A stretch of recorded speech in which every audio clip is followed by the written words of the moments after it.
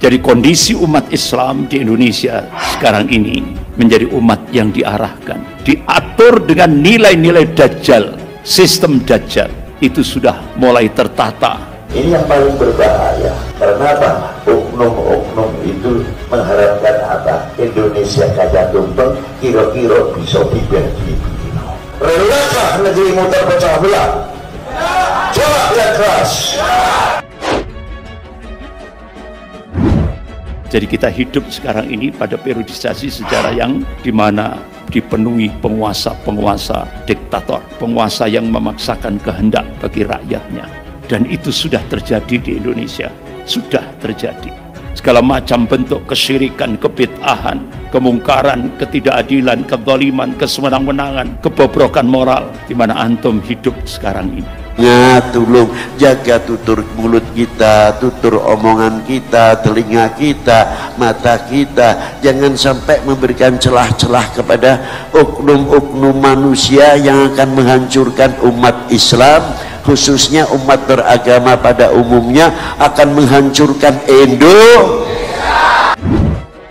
Seorang pendakwah bernama Ustadz Adri Kurniawan dikritik warganet setelah ceramahnya yang menyebut demokrasi di Indonesia adalah sistem kafir, viral di media sosial.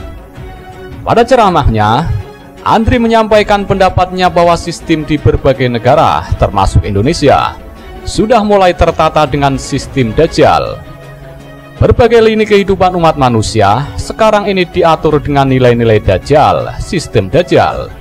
Kata Andri dikutip dari video yang diunggah kanal YouTube pada Senin 14 Februari 2022. Ia menambahkan, jadi Dajjal aslinya masih belum muncul, tapi sistem Dajjal ini sudah mulai tertata di seluruh dunia, termasuk Indonesia.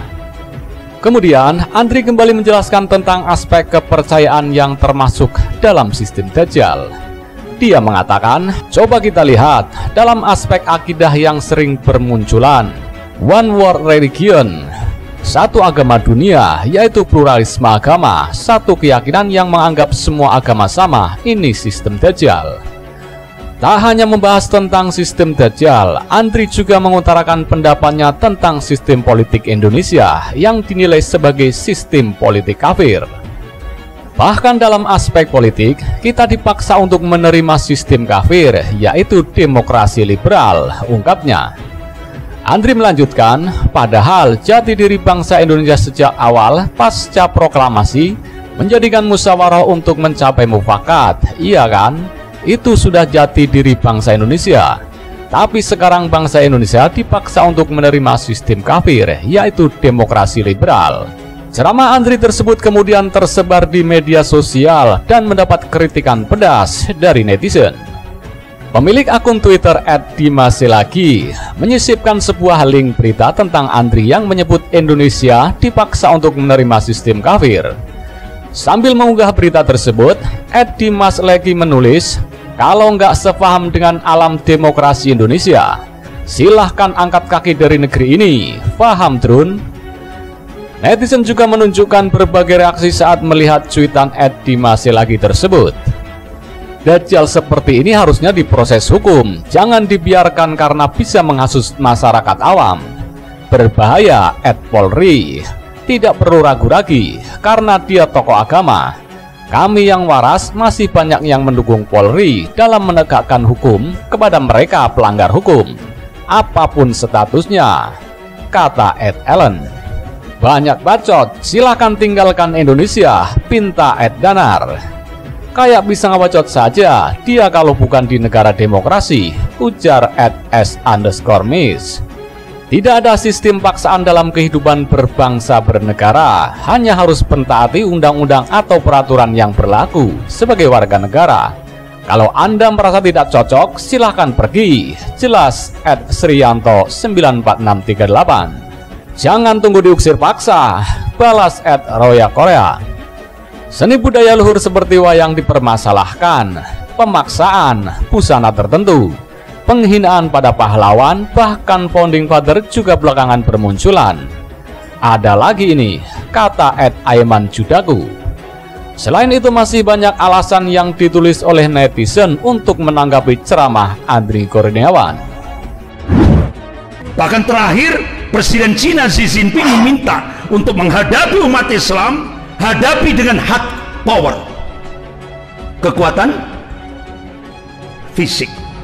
Saudara-saudara sekalian, saya ingin menyampaikan kembali pentingnya persatuan dan kesatuan dalam menjaga stabilitas nasional.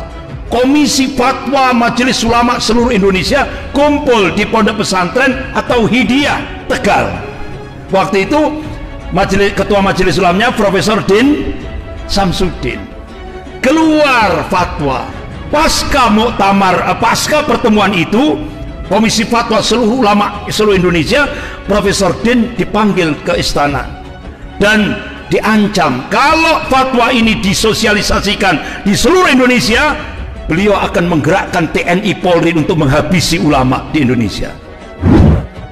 Jangan kita biarkan persatuan dan kesatuan bangsa itu hilang atau dikaburkan oleh provokasi dan ambisi yang dibungkus dengan berbagai identitas. Buktinya apa? Tanggal 6 Juni 2016 itu 3147 dalam rangka untuk melaksanakan perintahnya Presiden Cina Xi Jinping, hapuskan syariat Islam di Indonesia. Seluruh prajurit TNI adalah alat utama pertahanan negara untuk melindungi segenap bangsa dan seluruh tumpah darah Indonesia. Ini kan jenengan berani nyatakan di Indonesia dengan keras itu nuklir kalah. Di zaman Pak Karno senjata TNI Polri itu belum apa-apa dibandingkan luar negeri pada waktu itu. Mengapa kuat bangsa Indonesia dan disebut? Karena fanatisme yang ada pada bangsa ini sendiri. Itu hebatnya. Orang Indonesia itu pintar-pintar, tapi malas bisnis. Ingin uang banyak, tinggal kasih uang, ia akan baik kepada kita.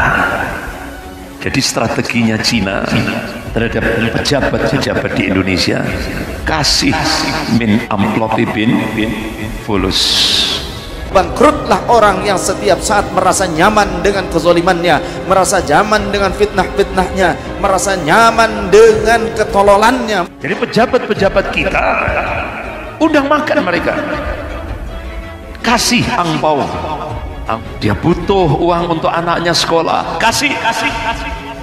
Dia butuh ini, kasih. Kalau dia sudah senang,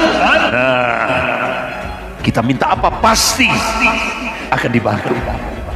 Kan ada menggunakan tempat ibadah khususnya, iya, pengajian dijadikan sebagai forum untuk apa ya, kampanye lah, itu kira-kira kasarnya. Dipolitisasi ya, digunakan untuk ya kepentingan politik jangka pendek gitu.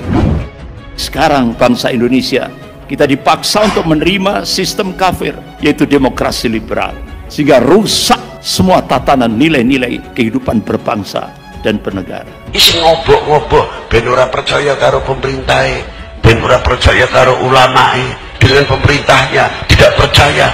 Ya, hati-hati, kita harus waspada. Itu cara menghancurkan NKRI. Jadi kondisi umat Islam di Indonesia sekarang ini menjadi umat yang diarahkan, diatur dengan nilai-nilai Dajjal, sistem Dajjal itu sudah mulai tertata. Ini yang paling berbahaya. Karena apa? Oknum-oknum itu mengharapkan apa? Indonesia kaya tumpeng, kira-kira bisa dibagi. Relakah negeri muter pecah belah? Coba yang keras. Jadi kita hidup sekarang ini pada periodisasi sejarah yang dimana dipenuhi penguasa-penguasa diktator, penguasa yang memaksakan kehendak bagi rakyatnya. Dan itu sudah terjadi di Indonesia, sudah terjadi. Segala macam bentuk kesyirikan, kebid'ahan, kemungkaran, ketidakadilan, kezaliman, kesewenang-wenangan, kebobrokan moral, di mana antum hidup sekarang ini. Tolong jaga tutur mulut kita, tutur omongan kita, telinga kita, mata kita, jangan sampai memberikan celah-celah kepada oknum-oknum manusia yang akan menghancurkan umat Islam, khususnya umat beragama pada umumnya, akan menghancurkan Indonesia.